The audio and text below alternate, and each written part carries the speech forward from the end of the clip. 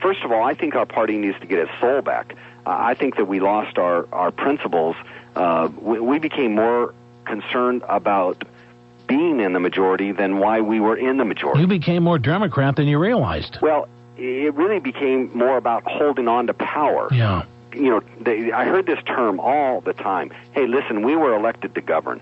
No, we weren't. We were elected to govern on certain principles, not just to govern, not just to make the trains run on time, to pass appropriations bills and all that. We were elected to govern on principles, and unfortunately, in the last several years, I think we had really lost our way. And this is exactly the same message that I've been taking to my Republican colleagues, and hopefully, over the next couple of years we can change and realize that because of the mistakes that we made and we lost some of our principles, that we get those back, because the result is that the American people kicked us out of power. Can I ask you something about that resolve, about that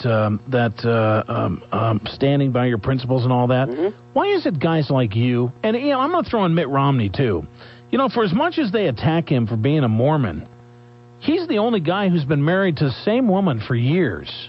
You've been married to your wife for years.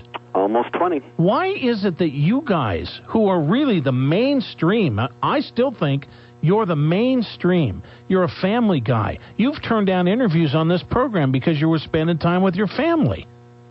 We've never been opposed to that. We enjoy that. We like that. But what is it about Americans now that doesn't matter anymore, apparently? Well, I think that it's because it's so commonplace these days. I grew up in a broken home, and so I know that obviously is not as good. I feel bad for people that end up going through divorce nowadays. And divorce I have not met a single person that has gone through divorce, though. Well, I shouldn't say a single person. There's very few that I've met that it wasn't an incredibly painful experience, and I think that there's so many people that have gone through it that it's fairly well accepted in our society today.